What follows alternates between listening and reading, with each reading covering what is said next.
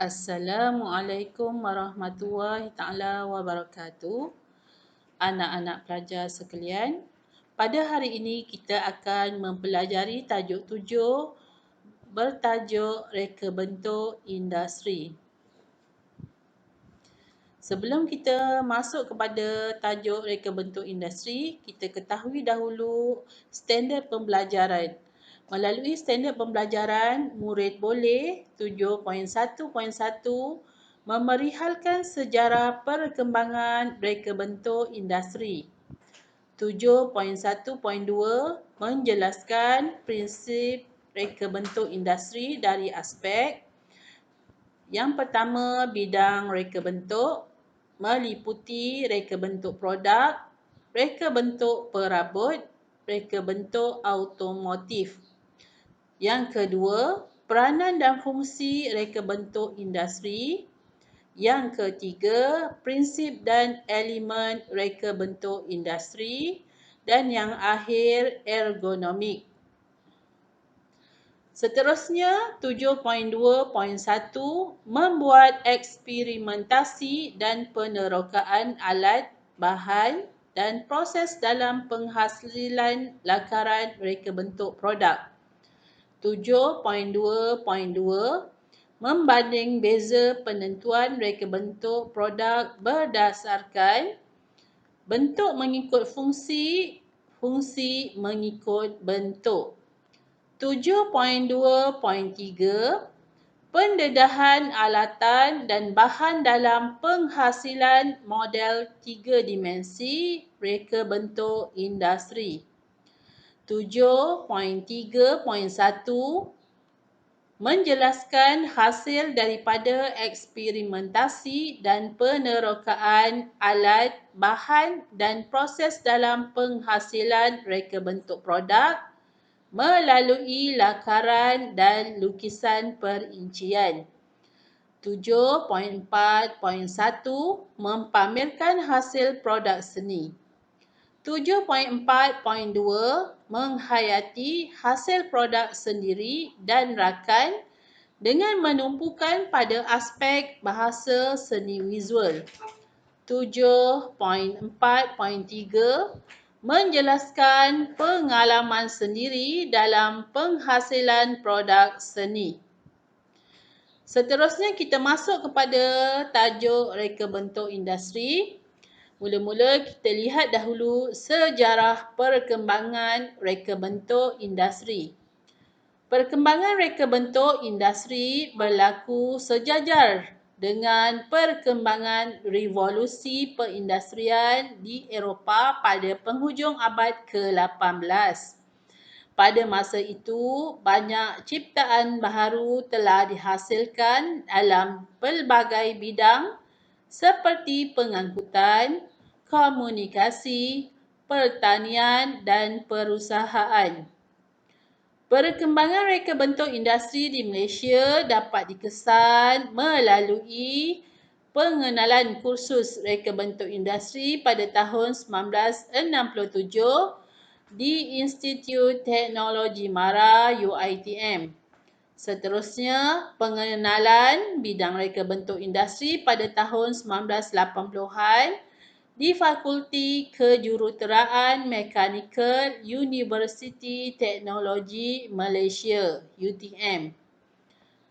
Produk terkenal hasil reka bentuk industri di Malaysia adalah kereta Proton Saga yang telah dilancarkan pada tahun 1985. Sejak itu, bidang ini terus berkembang maju. Penubuhan Majlis Reka Bentuk Malaysia MRM menunjukkan kepentingan industri ini sejajar dengan perkembangan teknologi masa kini. Berikut merupakan model kereta pertama Proton Saga di Malaysia yang dilancarkan pada 1985. Okey, ini adalah salah satu perkembangan positif dalam reka bentuk industri di Malaysia. Okey, kita lihat yang kedua untuk tajuk reka bentuk industri iaitu prinsip reka bentuk industri. Dalam tajuk ini kita akan fokus kepada 3 bahagian iaitu reka bentuk produk, Yang kedua, reka bentuk perabot. Dan yang ketiga, reka bentuk automotif. Kita lihat satu persatu. Okey, reka bentuk produk.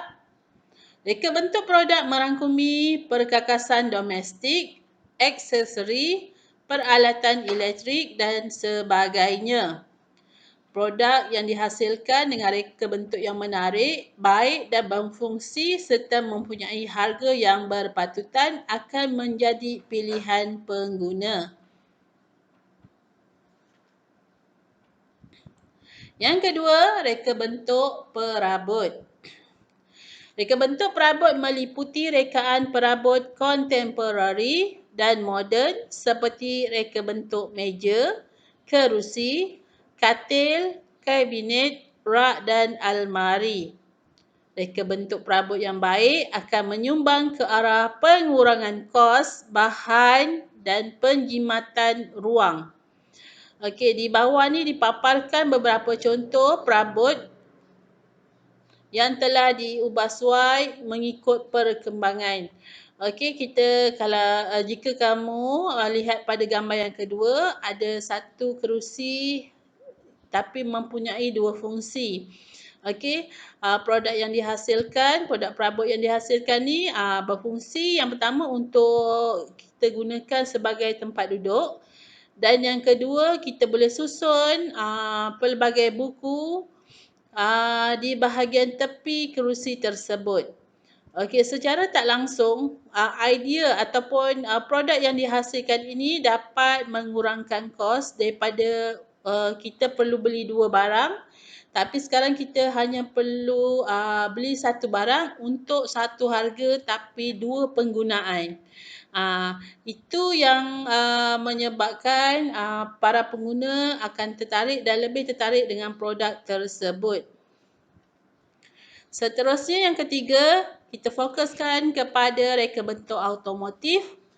Bila sebut automotif, ia melibatkan reka bentuk styling atau styling dan konsep kenderaan darat, udara dan laut. Contohnya seperti motosikal, kereta, jet, kapal laut dan bot. Penampilan yang menarik akan menampakkan kehebatan produk. Penyesuaian produk dengan keadaan fizikal dan mental pengguna diambil kira sebagai faktor kemanusiaan dan ergonomik. Gabungan teknologi mampu menonjolkan kreativiti dan imajinasi pereka. Okey, yang seterusnya kita akan lihat peranan dan fungsi reka bentuk industri. Yang pertama, bentuk mengikut fungsi. Bila disebut bentuk mengikut fungsi, dengan kata lain yang lebih mudah, sesuatu produk yang dihasilkan lebih menekankan kepada fungsi dan kegunaan produk tersebut.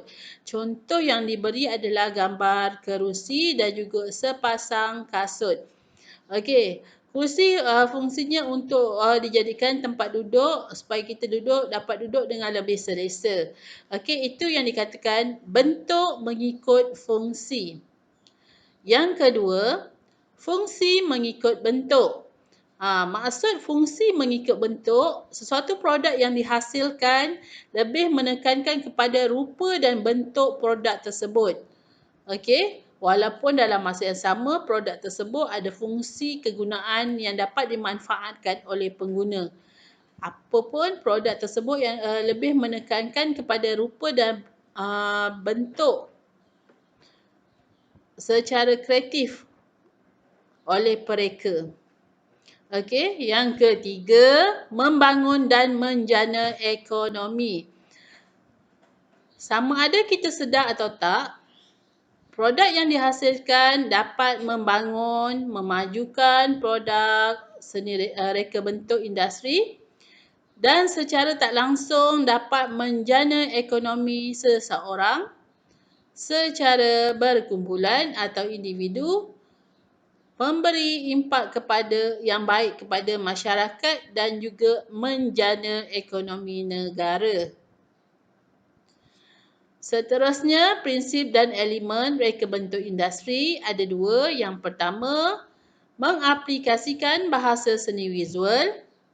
Yang kedua, menitik beratkan faktor kreativiti dan ergonomik.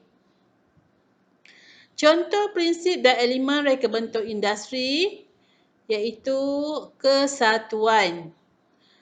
Melalui kesatuan, ia dapat menimbulkan kesan sepadu, lengkap dan memberi impak idea yang menyeluruh. Seterusnya, kontra dan penegasan. Melalui kontra dan penegasan, ia dapat menarik minat, perhatian, memberi fokus dan mengelakkan kebosanan seseorang.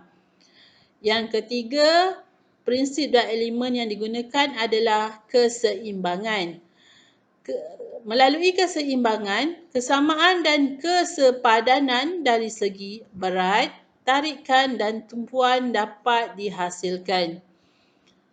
Okey, yang keempat, kepelbagaian memberi gaya, variasi, tenaga, idea berbeza dan daya tarikan dalam sesuatu gubahan.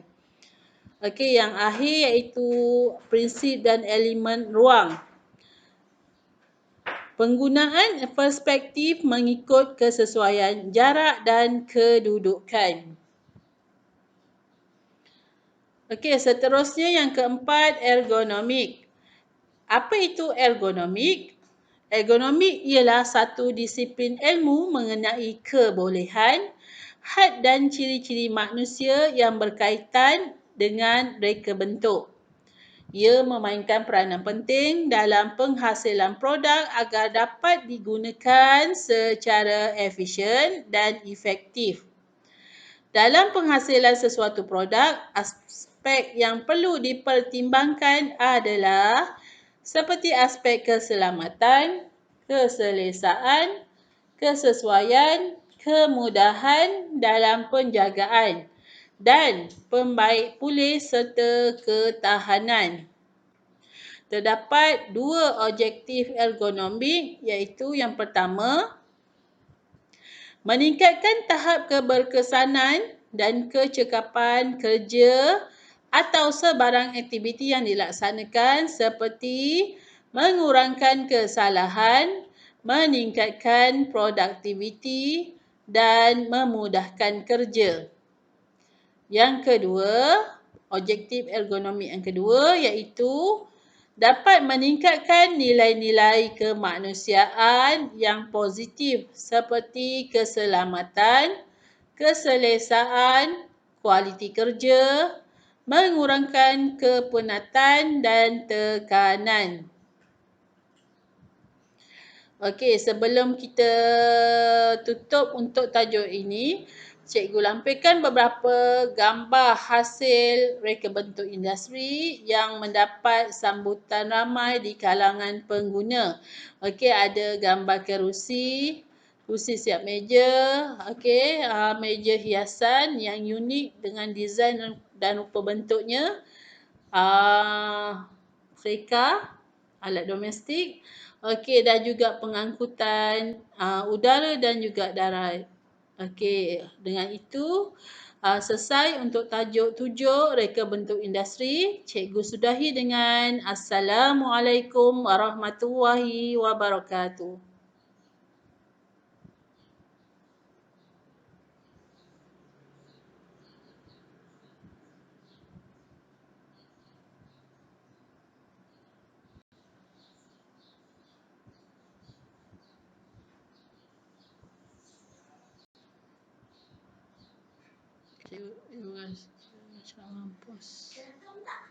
Tak. Tak tahu kenapa tak jadi. Benar lah.